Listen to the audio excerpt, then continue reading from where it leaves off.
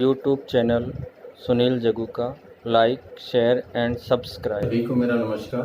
आज के इस वीडियो में हम बात करेंगे कक्षा 10 विषय सामाजिक विज्ञान अध्याय 3 अंग्रेजी साम्राज्य का प्रतिकार एवं संघर्ष, जिसमें हम बात करने वाले हैं राजनीतिक आंदोलन 1858 ईस्वी से 1947 ईस्वी तक राजनीतिक आंदोलनों की हम यहाँ चर्चा करेंगे।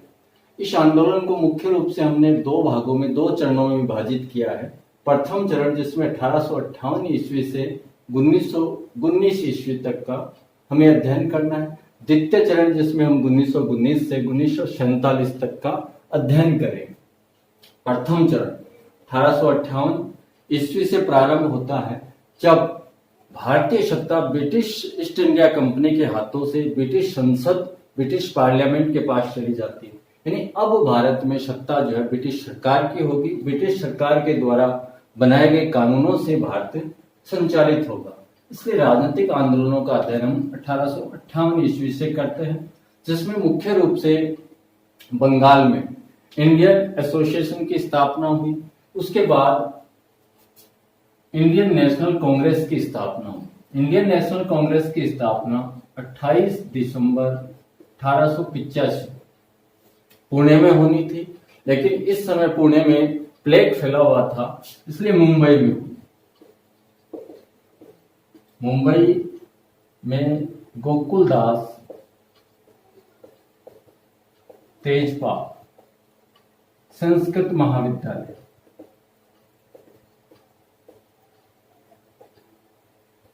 में हुई और इसके प्रथम अधिवेशन में 72 सदस्यों ने भाग लिया। यानी एक छोटा सा संगठन बना था इंडियन नेशनल कांग्रेस 28 दिसंबर 1885 को। इसके प्रथम अध्यक्ष व्योमेश चंद्र बनर्जी WC बनर्जी को बनाया गया और इस संगठन का प्रति वर्ष अधिवेशन अलग अलग स्थानों पे आयोजित होने लगा। 1947 में आजादी के बाद इंडियन नेशनल कांग्रेस एक राजनीतिक पार्टी के रूप में वर्तमान तक काम कर रही है। तो ये था इंडियन नेशनल कांग्रेस की स्थापना। और इस इंडियन नेशनल कांग्रेस की स्थापना के बाद धीरे धीरे भारत के जो राष्ट्रवादी लोग थे वो इस पार्टी से जुड़ने लग गए और इसके माध्यम से उन्होंने अंग्रेजों से संघर्ष किया। कांग्रेस की स्थापना जो है मुख्य रूप से एक रिटायर अंग्रेज अधिकारी A.O. ह्यूम के द्वारा की गई थी और इंडियन नेशनल कांग्रेस में धीरे धीरे राष्ट्रवादी लोग जुड़ते गए और इसी के अंतर्गत 1885 से 90 तक का जो कालखंड है, यानी शुरुआती जो टाइम था कांग्रेस का, वो काल जो है वो उदारवादी काल कहा जाता है। उदारवादी काल, कई लोग इसे भिक्षावृत्ति का युग भी कहते हैं।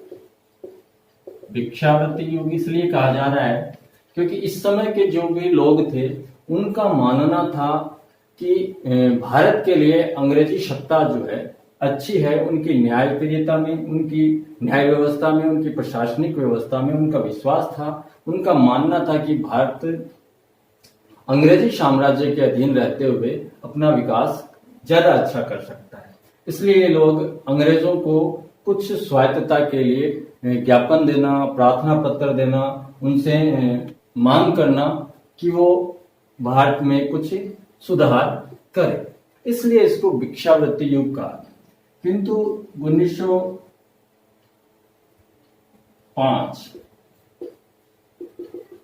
बंग विभाजन जो हुआ उसके बाद कांग्रेस में जो गर्मपंथी लोग थे उनका प्रभाव बढ़ा। गर्मपंथी जो थे उनका प्रभाव बढ़ा और 1905 से लेकर के 1919 तक का जो कालखंड है उसको हम गर्मपंथी राष्ट्रवाद कह सकते हैं। यानी अप्रभाव जो गर्मपंथियों को हुआ, जिसमें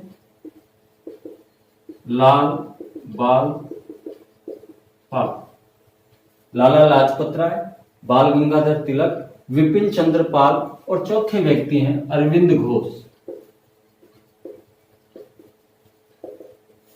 इन्होंने इस गर्मपंथी विचारधारा को आगे बढ़ाया, मुख्य रूप से बाल गंगाधर तिलक और लाला लाजपत राय के नेतृत्व में।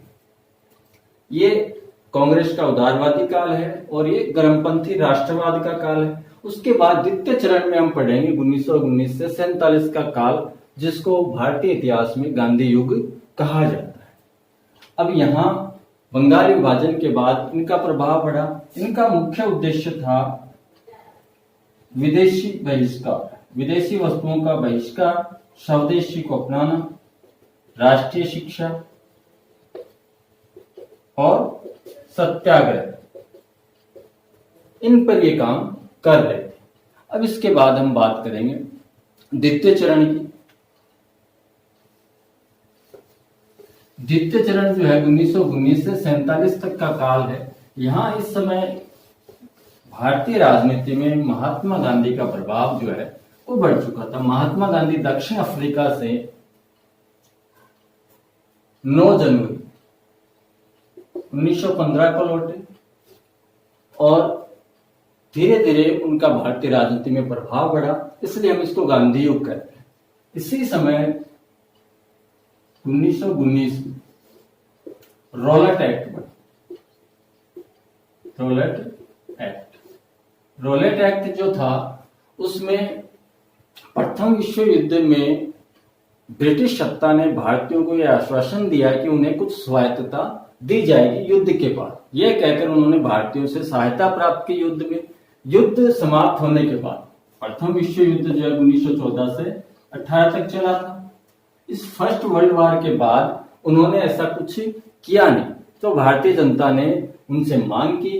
तब सरकार ने एक समिति बनाई रॉलेट की अध्यक्षता में, और उस समिति ने के सुझाव पर 1919 में रॉलेट एक्ट बना। इस रॉलेट एक्ट में प्रावधान था कि संदेह के आधार पर किसी भी व्यक्ति को गिरफ्तार किया जा सकता है, न अपील, न वकील, न दलील। ऐसा एक कानून, यानी किसी भी भारतीय को संदेह के आधार पर गिरफ्तार किया जा सकता है और उसे न अपील, न वकील, न दलील वाला कानून कहा गया, वाला काला कानून।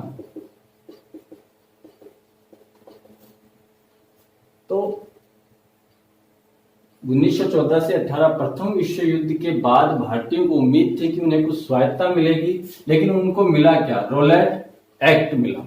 इस रॉलेट एक्ट के कारण काफी भारतीयों में काफी नाराजगी आई, और इसी समय रॉलेट एक्ट के पारित होने के बाद इसके विरोध में जलियांवाला बाग एक सभा हुई। अमृतसर में जलियांवाला बाग में एक सभा हुई रॉलेट एक्ट के विरोध में, जहां जनरल डायर ने बिना सूचना के बाग को चारों ओर से घेर करके उस पार्क को और गोली चलाने का आदेश दे दिया। डायर ने कहा जब तक गोलियां समाप्त नहीं हो तब तक गोलियां चलाते रहे। अंग्रेज सरकार के अनुसार वहां 379 व्यक्तियों की मृत्यु हुई, लेकिन उस समय की जो कांग्रेस थी उसके अनुसार 1000 लोग कम से कम वहां मारे गए। तो रॉलेट एक्ट के विरोध में जलियांवाला बाग में सभा हुई, शांतिपूर्ण सभा थी। जनरल डायर ने वहां गोलियां चलाकर लोगों की हत्या कर दी। तो रॉलेट एक्ट का विरोध हो रहा था। उसके बाद जलियांवाला बाग जो कांड हो गया उसका भी भारत में काफी विरोध हुआ। इसके बाद जो है सबसे पहले हम बात करेंगे खिलाफत आंदोलन। इसी क्रम में आगे चल के क्या हुआ? खिलाफत आंदोलन।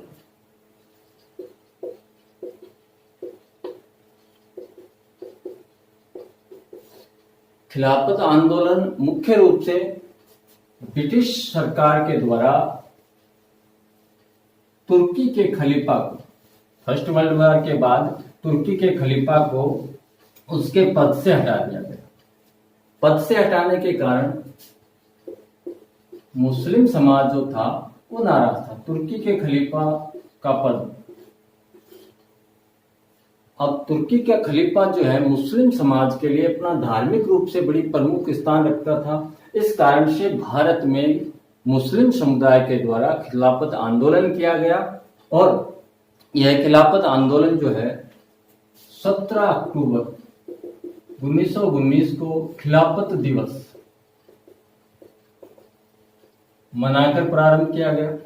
इस समय महात्मा गांधी ने अपनी केसर ए हिंद की उपाधि लौटा दी और मुस्लिम समुदाय के साथ मिलकर के खिलाफत आंदोलन चलाया। किंतु 10 अगस्त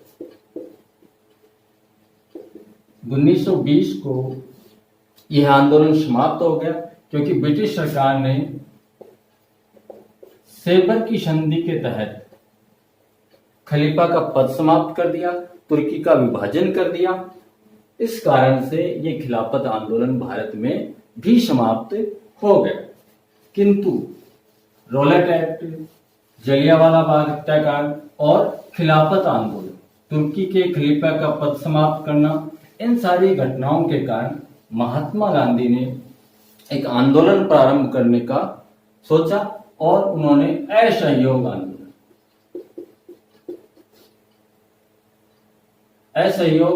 आंदोलन जो है वो प्रारंभ किया। असहयोग आंदोलन में गांधी ने पूर्णतः अहिंसात्मक आंदोलन के रूप में इसको प्रारंभ किया, जिसमें विदेशी वस्तुओं का बहिष्कार, स्वदेशी को अपनाना, हड़ताल, सत्याग्रह का प्रयोग किया गया। और उसके बाद ये आंदोलन जो है पूरे भारत में फैल गया। पूरे भारत में फैलते हुए विद्यार्थियों, स्कूल, कॉलेज, सरकारी कर्मचारी, महिलाएं और आम जनता ने इस आंदोलन में खूब बढ़ चढ़ के भाग लिया। आंदोलन अपने चरम पे था, लेकिन उसके बाद 5 फरवरी 1922 यूपी का एक जिला है गोरखपुर, जहां चौरी चारा नामक स्थान पर एक शांतिपूर्ण जुलूस यात्रा जो थी वो हिंसक हो गई। उसके कारण एक थाने में आग लगा दी गई। 5 फरवरी 1922 गोरखपुर यूपी में चौरी चारा नामक स्थान पे एक थाने में आग लगा दी गई, जिससे कुछ अंग्रेज अधिकारी मारे गए। इस घटना के कारण महात्मा गांधी ने 12 फरवरी 1922 को आंदोलन समाप्त कर दिया, जबकि आंदोलन अपने चरम पे था। इसी कारण गांधी की आलोचनाएं हुई और मुख्य रूप से सुभाष चंद्र बोस और गांधी के मतभेद यहां से प्रारंभ हो गए। इसके अलावा मोतीलाल नेहरू, चित्तरंजन दास, इन दोनों ने मिलकर स्वराज पार्टी का गठन किया। कांग्रेस के अंतर्गत रहते हुए ही इन्होंने, मोतीलाल नेहरू और चित्तरंजन दास ने स्वराज पार्टी का गठन किया। सुभाष चंद्र बोस और महात्मा गांधी के मतभेद यहां से प्रारंभ हो गए। कुल मिलाकर आंदोलन समाप्त हो गए। अपने चरम पे था यह आंदोलन और एक छोटी सी हिंसात्मक घटना के कारण गांधी ने इस आंदोलन को वापस ले लिया, जो उनकी आलोचना का एक कारण बना। उसके बाद जो बात करेंगे साइमन कमीशन।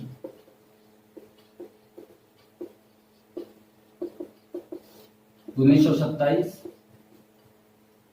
1919 का जो अधिनियम था उसका आंकलन मूल्यांकन करने के लिए ब्रिटिश सरकार ने साइमन कमीशन भारत भेजा। 1927 में इसका गठन हुआ।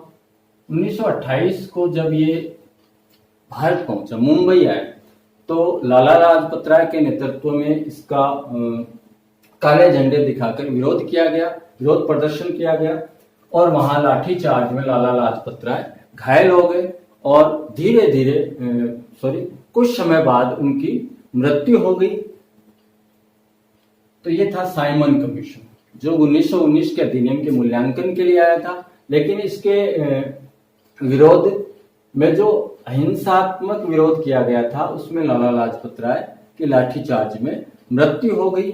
इसके बाद जो है हम बात करेंगे सविनय अवज्ञा आंदोलन। सविनय अवज्ञा आंदोलन जो मुख्य रूप से गांधी के द्वारा ब्रिटिश सरकार द्वारा नमक बनाने पे जो प्रतिबंध लगाया गया, टैक्स लगाया गया, उसके कारण प्रारंभ किया गया सविनय अवज्ञा आंदोलन। गांधी 6 अप्रैल 1930 को 6 अप्रैल 1930 को दांडी पहुंचे और वहां पे उन्होंने नमक बनाकर नमक कानून को तोड़ा। उसके बाद यह आंदोलन चला, किंतु गांधी और इरविन के बीच समझौता हो गया और इस समझौते के आधार पर